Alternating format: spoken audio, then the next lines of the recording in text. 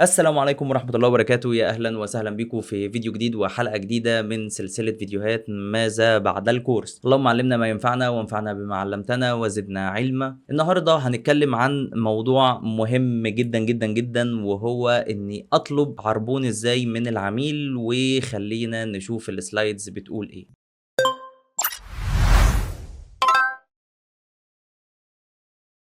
اول حاجه معانا اني اكتب اتفاق ازاي وازاي اطلب عربون. دلوقتي نيجي لجزء مهم جدا ناس كتير بتغفله وبيوقعهم في مشاكل مع العملاء.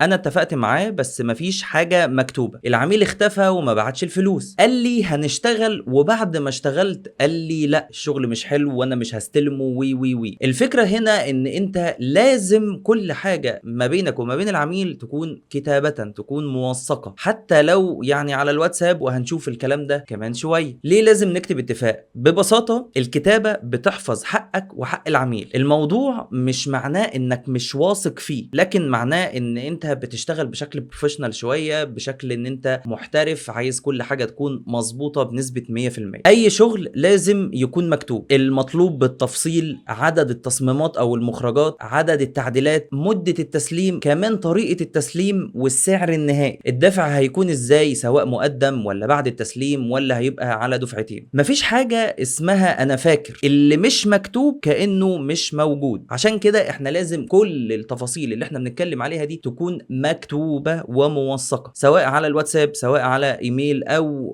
في شيت كده، او ايا كان. المهم ان انت تكون كاتبها. الاتفاق لازم يكون بسيط، مش مطلوب ان انت تعمل عقد محاماه ولا ان انت توثقه في الشهر العقاري ولا الكلام ده كله. لا، هو اتفاق بسيط على واتساب او ايميل، والمهم ان هو يكون واضح ومكتوب. في ناس بتحب ان هي تتكلم مع العميل في التليفون، ده طبيعي ان انت عشان تفهمه وهو يفهمك وتبداوا ان انتوا تتكلموا مع بعض، تفتحوا الدنيا لبعض. بس لابد ان التفاصيل اللي احنا قلناها اللي فاتت دي لازم ان هي تكون مكتوبه ومتشافه كده. مثال بسيط، هيتم تصميم مثلا 3 بوستات لصفحه انستجرام. التسليم خلال 5 ايام، يشمل التصميم زائد التعديل لمره واحده بس او لمرتين على حسب الاتفاق. السعر بيكون 600 جنيه، ده مثال، وبيتم تحويل عربون 300 والباقي بعد التسليم. ده ما فيهوش زعل، انت كده كده الكلام ده مكتوب، اتفقت على الفلوس، اتفقت على العربون، يلا بينا نتوكل على الله. طب العربون نطلبه امتى؟ العربون ده بقى اهم حاجه تضمن ان العميل تمام، خاصه لو اول مره تتعاملوا سوا. امتى هتطلبه؟ قبل ما تشتغل او اول ما تتفق، حتى لو حاجه بسيطه 25% او 50% او على حسب الاتفاق، لكن ما تبداش الشغل قبل ما تتاكد ان العميل دفع جزء ولو بسيط. يا جماعه العميل هو جاي لك لاول مره، انت ولا انت تعرفه ولا هو يعرفك. لازم ان هو يثبت جديه العمل بتاعته عن طريق ان هو يدفع عربون. طب لو ما دفعش عربون وقال لك اشتغل وهنتوكل على الله وبعدين في الاخر نبقى نتحاسب، ما تشتغلش. طب انا عايز احافظ على العميل، او عايز ان انا بالنسبه لي ده اول عميل يجي لي، ده انا لسه مبتدئ ويا دوبك السناره غمزت وطلعت عميل وبتاع، صدقني ده احسن لك. لان انت لو ما اشتغلتش بعربون انت هتدخل نفسك في دوامه ما يعلم بها الا ربنا، اللي هو تعديلات كتير، ان انت ممكن بعد ما تخلص الشغل العميل يقول لك لا خلاص انا مش هستلمه وشكرا كده. فانت يعني معلش تشتغل بشكل بروفيشنال او شكل جاد، او الاتفاق اللي يعني زي ما بقول لك كده المشروطه محطوطه. انا دلوقتي انا هشتغل ففي عربون، طيب انا لو ما دفعتش عربون لا ما نشتغلش. طب هو سؤال، العميل هيبقى واثق ازاي؟ يعني انا مش واثق في العميل، لا هي مش موضوع ثقه، هو موضوع جديه. طب انا هو العميل دلوقتي انا بقول له ادفع لي عربون، طب هو هيبقى واثق منين ان انا ما اخدش العربون ده واضحك عليه؟ بكلمه بسيطه، احنا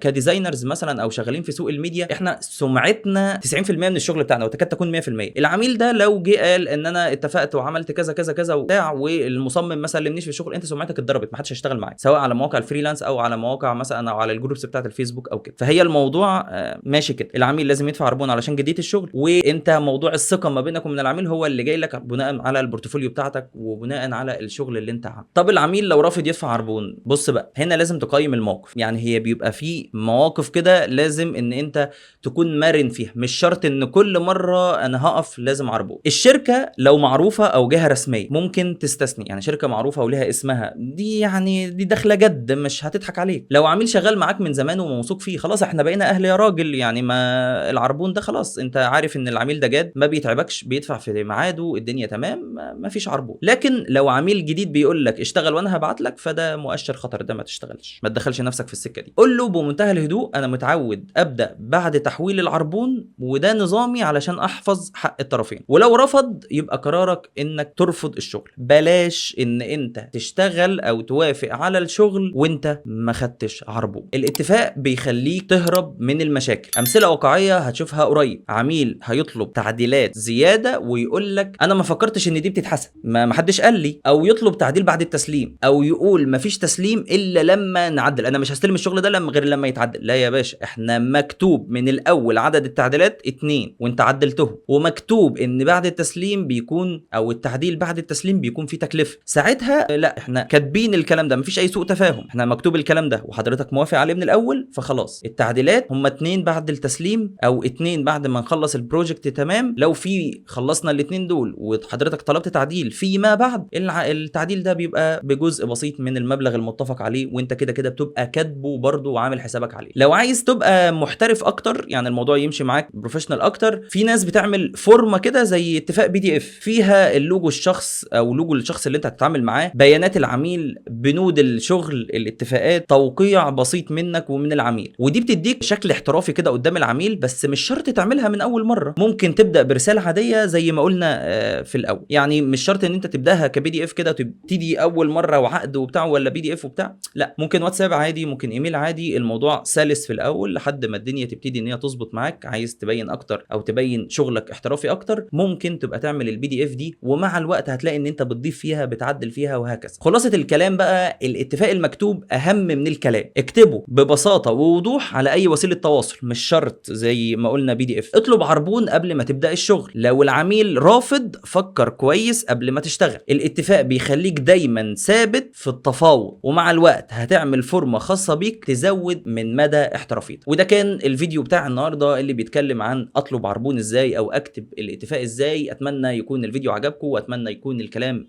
فاتكم. لو عجبك المحتوى بقى، ما تنساش تعمل لايك وشير وسبسكرايب، وتكتب لنا كومنت كده، يعني تتناقش معانا في الكلام ده. الكلام ده زي ما قلنا قبل كده ان هو وارد ان هو يكون صح، وارد ان هو يكون غلط، وارد ان في ناس تكون معترضة، او لو حصل معاك موقف مع اي عميل ممكن تكتبه لنا تحت في الكومنت. واشوفكم في المحاضرة اللي جاية. سلام.